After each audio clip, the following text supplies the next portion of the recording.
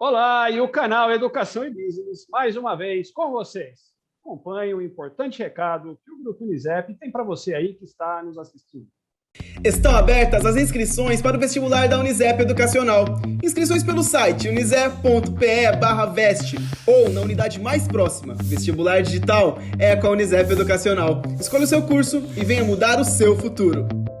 Lei Maria da Penha. Eu tenho o imenso prazer de estar recebendo hoje no canal Educação e Business o doutor Alexander Neves Lopes, mestre em Direitos Difusos e Coletivos, pós-graduado em Direito Processual Penal e Direito Penal e professor do Grupo Unisep, na unidade de Peruíbe. Doutor Alexander, professor Alexander, muito bem-vindo ao canal Educação e Business. Muito obrigado. Eu que tenho que agradecer a oportunidade. O tema Lei Maria da Penha, 11.340 de 2006, é muito importante. Houve algumas modificações aí no cenário. E em questão aí da infeliz pandemia, né, que assola aí a nossa nação, e graças a Deus aí no final também, infelizmente aumentou o número de medidas protetivas, o não cumprimento das medidas protetivas, que gerou algumas prisões preventivas também, e é um tema muito pertinente para levar a conhecimento de todas e todos. Muito bom. Doutor, qual o principal objetivo da Lei Maria da Penha? Olha só, o principal objetivo da Lei Maria da Penha é penalizar o sujeito ativo da infração penal, né? Coibir essa conduta e também tem um caráter de prevenção. Importante elencar que esses tipos de delito ocorrem sempre aí no ambiente familiar, no ambiente doméstico, e é uma conduta que, infelizmente, vem aumentando, e ela pode ser praticada através da ação e também a omissão, contando aí também o caráter psicológico da pessoa.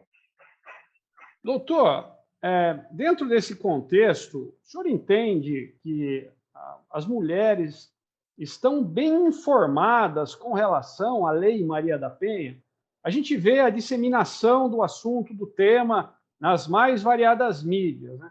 Mas, para aquela mulher que vive sobre uma condição de agressão dentro do seu lar, em uma comunidade remota desse nosso país, essa informação e, acima de tudo, a proteção da lei, ela consegue chegar até essas mulheres?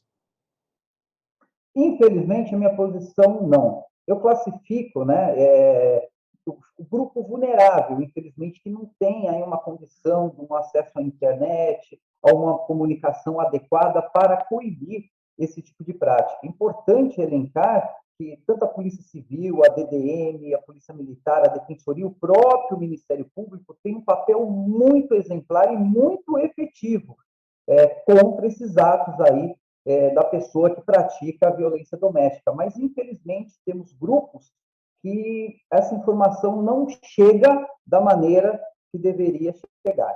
Importante que cada comarca, cada estado deve sempre estar melhorando, sempre investindo no meio de comunicação para chegar essa informação de quem, infelizmente, sofre um tipo de agressão desse nível, caracterizando aí a Lei Maria da Penha, que tem muita proteção, medidas protetivas, prisão preventiva, todo tipo de auxílio a lei dá. Então, a informação é um caminho muito importante, mas tem que chegar ao conhecimento de todas.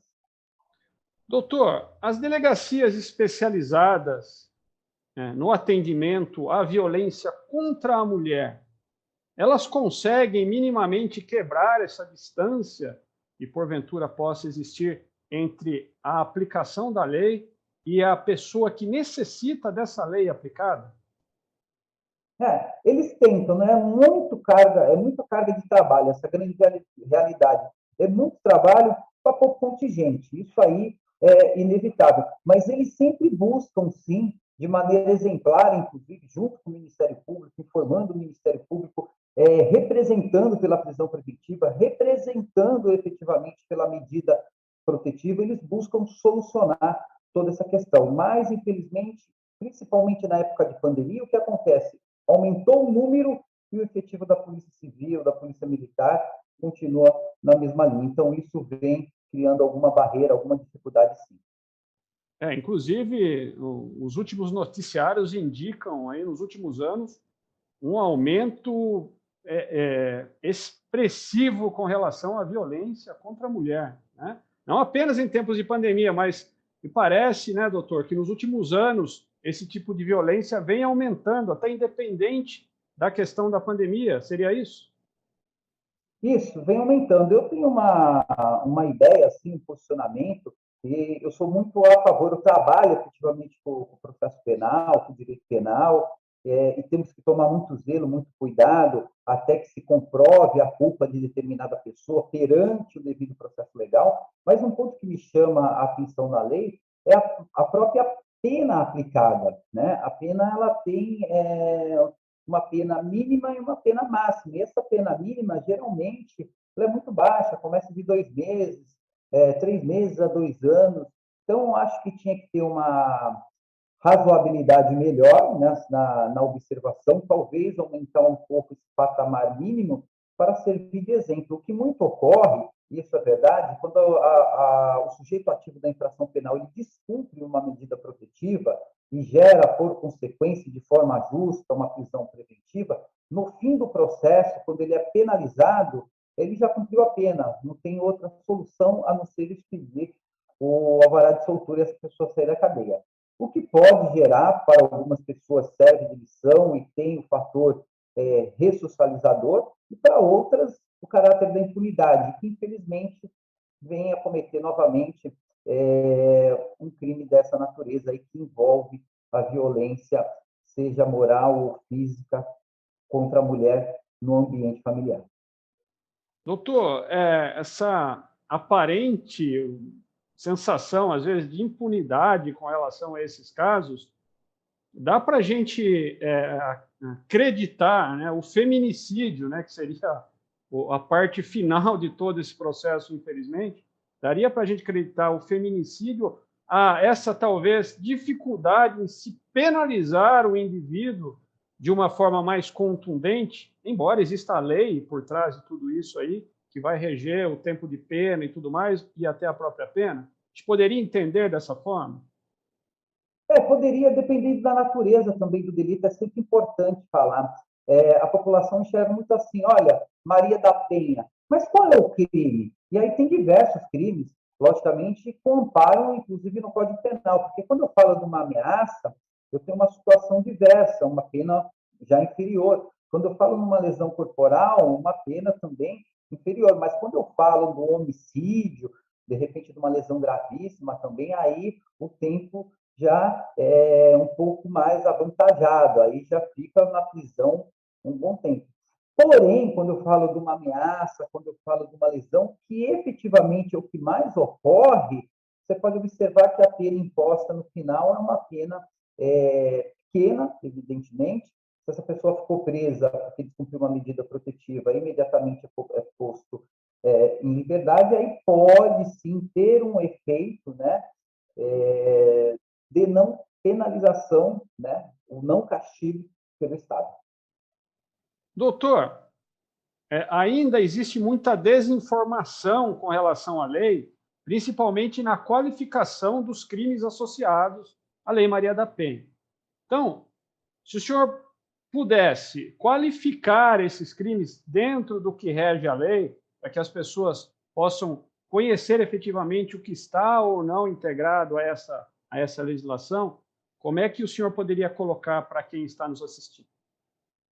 Olha, de maneira aí breve e pontual, é importante uma questão aí super pertinente, uma pergunta pertinente, porque eu tenho o caráter patrimonial. Eu posso ir pelo caráter patrimonial, apropriação indébita de um bem. Tem o caráter sexual, que eu posso estar falando do crime do artigo 213, que é o estupro, ou 217, que também tem toda aquela questão quando a pessoa é vulnerável, que tem várias possibilidades. Eu tenho a questão física, que ela pode gerar uma lesão corporal de natureza leve, grave, gravíssima. Tem o bem tutelado vida, que é a questão também do homicídio, e tem o caráter moral, né? O caráter psicológico, que é até uma alteração recente que saiu agora, em 2021, que pune esse tipo de conduta também, através da ação ou omissão da pessoa que pratica. Doutor, sobre essa questão, inclusive, do ponto da lei voltado ao assédio psicológico, moral da pessoa que sofre, né, com a imposição de outro indivíduo, no caso, a mulher que sofre com a imposição moral de um homem, como é que a lei classifica essa questão dentro da conjuntura de provas, né? Quer dizer, como é que se constrói uma prova com relação a esse tipo de situação? Que me parece um pouco complexo a princípio. Exatamente. O primeiro aspecto aí que a posição, né, a palavra da vítima, ela tem uma grande validade em primeiro momento. Mas por que se cogita que tem uma grande validade? Porque geralmente ocorre no ambiente familiar essa situação toda. Então, marido e mulher, ao exemplo, tem que se dar validade. E, por outro lado, é muito comum e é muito utilizado no meio de prova, hoje, o endereço eletrônico, conversa do WhatsApp é muito importante. Ontem mesmo eu tive contato com um processo que a prova toda, se tratava também de um feminicídio, ela vem ali numa conversa no WhatsApp, conversas absurdas, imposições absurdas, que fica demonstrado aí, efetivamente, até esse caráter psicológico. Doutor, uma coisa me chama bastante atenção, né? O aumento do número de casos de feminicídio, isso é latente, é divulgado na mídia. Agora, com relação à questão das medidas protetivas, quando que uma medida protetiva ela é concedida, quando ela não é, e por que às vezes ela demora para ser concedida ou ela não é concedida e às vezes o feminicídio acaba por ocorrer. Dentro da experiência que o senhor tem, a que o senhor atribui esse tipo de resultado infeliz com relação à violência contra a mulher? Certo. A questão do resultado é outra pergunta pertinente, porque ela cabe aí três questões, três observações, é muito relevante. A mulher tem que procurar, vítima de um crime dessa natureza, qualquer um que eu explanei anteriormente, ela tem que procurar a DDM, a Polícia Civil, a Polícia Militar, o próprio Ministério Público, que tem um papel muito efetivo, a Defensoria Pública, mas quando ela procura, ao exemplo, a DDM, vai entrar em critério aí dois aspectos fundamentais, que seria ali a materialidade, seria ali o indício de autoria, e verificar efetivamente se aquela informação ela condiz, no mínimo, com a realidade, para haver uma representação pela imposição de uma medida protetiva. E, desta forma, levar ao conhecimento do juiz e, efetivamente, o juiz está concedendo essa medida protetiva. Mas por que eu falo que a pergunta é importante e ver outras possibilidades também? Porque teve a Lei 13.827 de 2019, que autoriza, inclusive, não só o magistrado, mas também a autoridade policial e o delegado de polícia aplicar a medida protetiva nas comarcas ali que não tem o fórum, né? Uma comarca distante. Eu posso dar o exemplo aqui do litoral sul da Barra do Turvo, lá não tem fórum, que responde a Japiranga. Então, uma medida rápida de caráter urgente numa questão ali de uma pessoa que é vulnerável, e depois o juiz efetivamente vem e ratifica. Mas é importante, é importante. A violência ocorre, sim, mas temos que observar essa informação, questionar essa autoria e ver efetivamente também essa materialidade para tomar uma posição de uma medida protetiva. Mas por que eu sustento isso também?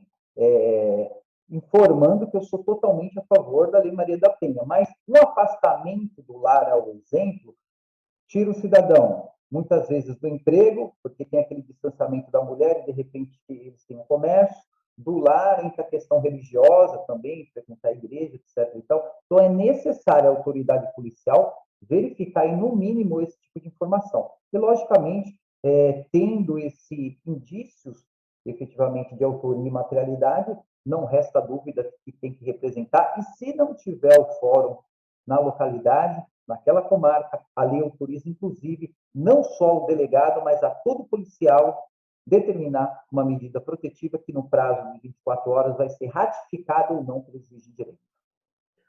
Doutor, uma coisa que chama também bastante atenção com relação a esses casos em muitas situações, a mulher não faz a denúncia, ou porque ela não encontra o caminho adequado para tal, ou por algum outro motivo, o receio, a insegurança, enfim. Por experiência, doutor, quais são os principais motivos que levam a mulher a não denunciar o agressor em muitos casos? Sem sombra de dúvida, a insegurança ela é primordial. Infelizmente, a insegurança, de repente, a falta de amparo, inclusive familiar.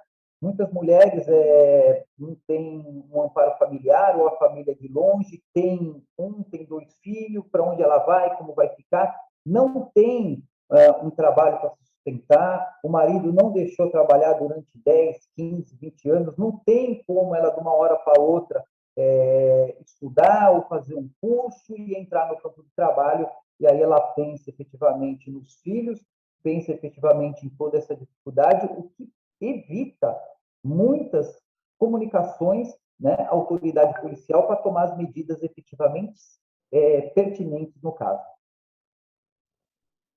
Doutor, vamos até por um caminho, eu gostaria até de lhe fazer uma pergunta, até colocando em pauta a questão histórica, né, da violência contra a mulher. Então, nós temos, nos últimos anos, nas últimas décadas, um desenvolvimento importante da mulher na sociedade, alcançando cargos dos mais elevados, posições das mais nobres e efetivas dentro da política mundial e assim por diante. O fato da mulher estar se impondo cada vez mais e se colocando no lugar onde ela merece estar, como ser humano, é um fator que incomoda o homem machista. Isso talvez a gente poderia entender como uma fagulha que acende aí o impacto do aumento da violência. Nós poderíamos dizer que o aumento da violência contra a mulher está diretamente associado ao machismo do homem. Olha, é um ponto realmente também pertinente e tem que seguir essa linha. A igualdade é para todo mundo e as mulheres hoje participam de papéis fundamentais, não só na sociedade, mas no Estado democrático de direito, e deve prevalecer sim, porque todos são iguais perante a lei. Agora, a questão do machismo, infelizmente, tem pessoas que levam para essa linha, não deslumbram de outra maneira, determinadas pessoas que têm esse caráter de vulnerável não têm essa visão e fica a mercê, sem sombra de dúvida, mas sem sombra de dúvida nenhuma, e diga-se de passagem, infelizmente, o machismo em alguns pontos contribui sim. Doutor, como é que o senhor vê o papel, falando em transformação dessa realidade, dessa triste realidade da violência contra a mulher, como é que o senhor vê o papel da escola, da educação, já desde a base, para que esse fenômeno negativo social possa ser alterado aí ao longo dos próximos anos para as futuras gerações, para que a mulher seja respeitada como um ser humano e que ela realmente possa se colocar no local que ela merece estar, que é um local de destaque na sociedade pela sua competência, pela sua capacidade, pela sua condição como ser humano. Ótimo. Eu comentei há pouco tempo sobre essa questão aí, eu acho muito pertinente e brinco, assim, não estou puxando sardinha para o meu lado, mas desde o ensino base é muito importante não só os princípios constitucionais, mas também, ao exemplo, a Lei Maria da Penha, eu acho que já tem que vir dali dos professores de base, dando esse tipo de informação para evitar a construção, de repente, de uma personalidade nesse sentido. Porque quem pode assegurar que entre todas as crianças e os adolescentes, né, não tem uma família problemática, e aí, efetivamente, a criança está formando a sua personalidade dentro de um cenário desse que não chega a conhecimento da autoridade policial. Então, diga-se de passagem novamente, eu sustento sim, seria muito importante, não só a Constituição Federal, ainda que trabalhando com seus princípios básicos, mas a Lei Maria da Penha, entre outras, poderia ser inserida aí no currículo. Doutor, uma questão que realmente está diretamente associada aí à manutenção dessa violência contra a mulher, por muitas vezes ainda, infelizmente, é a mulher não ter uma independência financeira, é não conseguir, em muitos casos, infelizmente, sobreviver do seu próprio trabalho, cuidar dos seus filhos, longe do foco da violência. Que políticas o senhor entende que poderiam ou estão associadas à lei da Maria da Penha e que podem funcionar como diferencial, inclusive políticas governamentais, que possam funcionar como diferencial para que a mulher tenha apoio para buscar cada vez uma melhor formação, melhores trabalhos, renda e, consequentemente, ela possa, com independência financeira, dar o basta na questão da violência, em razão de conseguir aí a sua sobrevivência econômica e a dos seus filhos.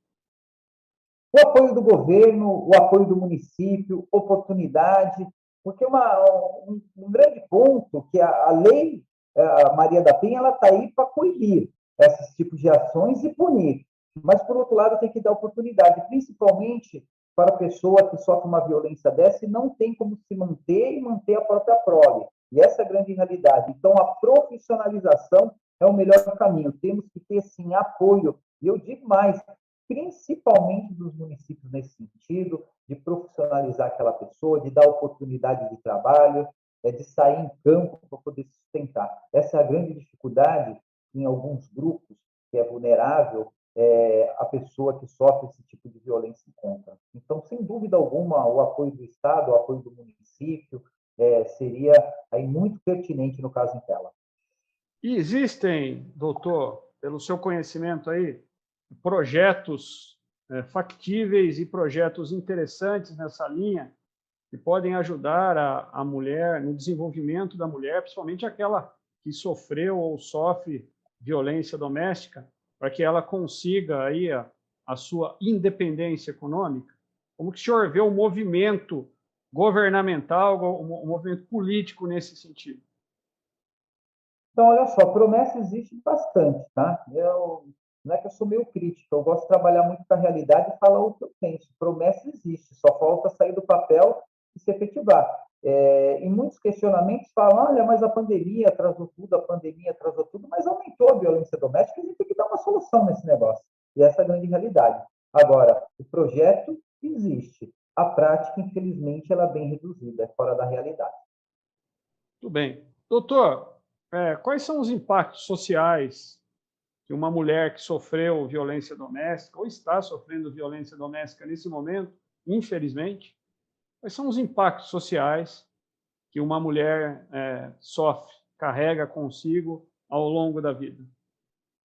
Transtorno, impacto econômico, perda da família, apoio, essa situação de estar mais vulnerável ainda, sem moradia, sem apoio, muitas vezes, das instituições que falam que vão fazer e não faz, entre outras que fazem de maneira exemplar, mas, principalmente, o aspecto psicológico, esse é o que pesa muito, né? Isso aí ela leva de maneira, assim, não digo eterna, mas pelo um bom tempo aí do decorrer da sua vida.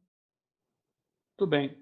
Doutor, vamos falar em avanços, né? O senhor é um estudioso do assunto, né? Está por dentro aí da lei desde o seu início. Que avanços o senhor viu na Lei Maria da Penha desde que ela foi implementada?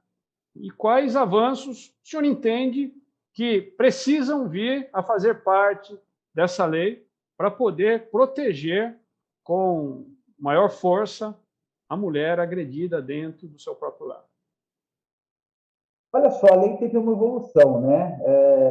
Foi em 2006, Lei 11.340, e no decorrer desse processo, algumas alterações, ao exemplo, a Lei 13.641, que não penalizava, não tinha uma pena para quem descumpria a medida protetiva. Na verdade, existia a imposição e a possibilidade de uma prisão preventiva, que seria uma prisão cautelar. Hoje em dia, o descumprimento de uma medida protetiva, tem a Lei 13.641, de 2018, que prevê crime do descumprimento das medidas protetivas. Mas pode observar uma pena mínima de 3 anos, 3 meses, aliás, a 2 anos.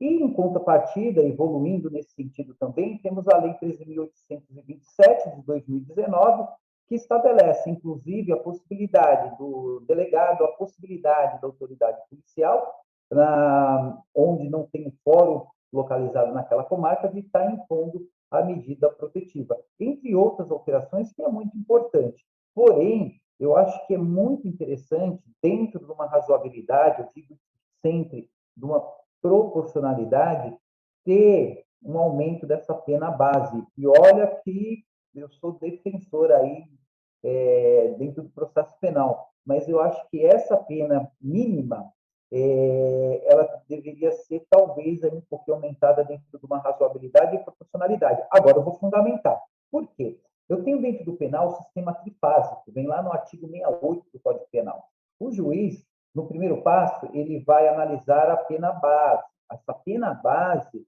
ela leva os critérios do artigo 59. Então, bons antecedentes, nunca se envolveu com nada, primário, conduta ok, um crime que, de repente, tratando-se aí de uma lesão corporal de natureza leve, a pena vai vir no mínimo. Se eu não tenho nada de agravante na segunda fase, nem de aumento de pena na terceira fase, eu tenho uma pena aí final mínima. E essa pena mínima, se caso gerou uma prisão preventiva, tem esse pedido ao alvará de soltura. Então, eu entendo que, de repente, o caráter mais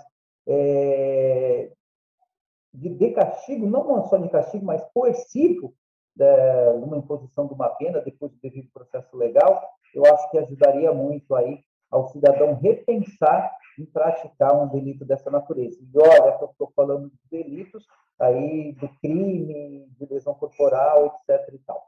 Porém, quando trata-se de um homicídio envolvendo feminicídio, logicamente que a pena é bem superior, até porque a gente está falando de um crime aí, quando envolve homicídio e de outro. Doutor, nós sabemos que a violência contra a mulher não é um fenômeno apenas relacionado ao Brasil. A violência contra a mulher ela se espalha pelo mundo, né, em todos os continentes. Que país, né, pelos estudos que o senhor tem aí desenvolvido, que país é um país referência realmente na punição da violência contra a mulher? E por quê? Eu gosto muito de citar aí a questão dos Estados Unidos, né, que são pelos estados. E aí, efetivamente, a pena tem um caráter aí mais coercitivo e tem uma taxa bem reduzida. Muito bem. Doutor, nós estamos chegando quase ao final desse nosso bate-papo. É um tema muito importante, né? É um tema de ordem social, é um tema que está relacionado à manutenção da vida das mulheres que são agredidas. Então, eu entendo como um tema muito relevante. Para a mulher que, nesse momento, está nos assistindo, está sofrendo algum tipo de violência dentro da própria casa, violência contra ela, violência contra os filhos, enfim, qual é o caminho mais adequado para que ela possa fazer a denúncia e passar, a partir daí, a se sentir mais segura? Que passos essa mulher tem que dar, doutor? Se não tiver oportunidade de ir até a DDM, a Polícia Civil, liguem para a Polícia Civil, liguem para a Polícia Militar, comuniquem o Ministério Público, que é uma instituição séria, exemplar, e que realmente vai dar toda a guarita numa situação dessa. Procurem a autoridade competente e não deixem passar batido, porque realmente isso aí pode trazer uma consequência para o futuro bem pior. Então, a DDM, a Polícia Militar, o Ministério Público, a própria Defensoria, observar se tem alguma instituição no município que receba denúncia desse porte e não deixem passar em branco, com certeza, porque lá na frente a consequência pode ser bem pior, infelizmente. Muito bem, doutor. Coragem para denunciar, para que a violência acabe e a mulher que está sendo objeto aí dessa violência, que ela possa realmente ter uma vida livre, digna e feliz com as pessoas com as quais ela ama e é amada, é claro, evidentemente. Doutor, Felizmente, estamos chegando ao final. Eu gostaria aí de abrir espaço para que o senhor fizesse as suas considerações finais aí, relacionadas ao tema, para quem está nos assistindo. Ótimo. O tema é de grande monta, importante, todos terem conhecimento do mínimo da Lei Maria da Penha, dessas alterações que teve, mas eu trago, para finalizar essa questão, um ponto-chave também muito pertinente. Temos dentro do processo penal ação penal pública incondicionada e ação penal pública condicionada. A incondicionada é a titularidade do Ministério Público. Então, o Ministério Público, independente da vontade da ofendida, vai propor ação penal pública incondicionada, porque ele é titular e é fiscal da lei, logicamente, respeitando aí o posicionamento do promotor competente para tanto, que vai analisar se tem autoria e materialidade, pontos que eu já tratei nessa entrevista. Por um outro lado, quando tem a ação penal condicionada à representação, é muito importante, essa vítima ela pode se retratar e talvez nem representar, e ela só tem um prazo de 6 meses. Passou 6 meses, ocorre a decadência. Então, isso é muito pertinente. Em crime de lesão corporal, isso não ocorre, mas no crime de ameaça ocorre. E a ameaça, infelizmente, ela pode se tornar lá na frente um homicídio. Muitos casos já ocorreram isso. Então, no momento de se retratar, porque realmente voltou com a pessoa que convive, com o marido, com o namorado, enfim, pensar muito nessa conduta, porque lá na frente a consequência pode ser, como eu falei, uma tragédia. Porém, se tem uma possibilidade realmente, essa pessoa está arrependida e vale a pena, tudo bem. Mas não deixe de comunicar à autoridade policial e, quando for um crime de ameaça, pense muito bem em não representar, porque o correto é representar para a autoridade policial, para o Ministério Público e depois o juiz, na sentença, ver qual o melhor caminho com as provas que foram produzidas durante não só aquela parte inquisitória, mas dentro do devido processo legal, obedecendo e respeitando sempre o contraditório e a ampla defesa. Fiquem atentos em todo o questionamento da Lei Maria da Penha, nessas alterações que tem, principalmente essa última que traz o caráter psicológico. Guardem todo o conteúdo de WhatsApp, e-mail, é muito importante para o convencimento não só da autoridade policial, mas do promotor de justiça e do juiz, futuramente, se for o caso, numa ação penal. Muito bem. Doutor Alexander Neves Lopes, prestando aí um serviço de informação importante para quem está nos assistindo com relação à Lei Maria da Penha. Doutor Alexander, obrigado pela sua participação aqui conosco. Eu agradeço, fico à disposição para outros temas também, e foi um grande prazer, uma grande honra. Eu sei que o tempo é curto, mas acredito que conseguimos o nosso objetivo, que era passar os principais focos aí da Lei Maria da Penha. Muito bem. Agradeço, doutor Alexander, e você que está nos assistindo, em estudar em uma das unidades do Grupo Unisep e transforme seu futuro. Até o nosso próximo bate-papo, tenha certeza, será muito lindo.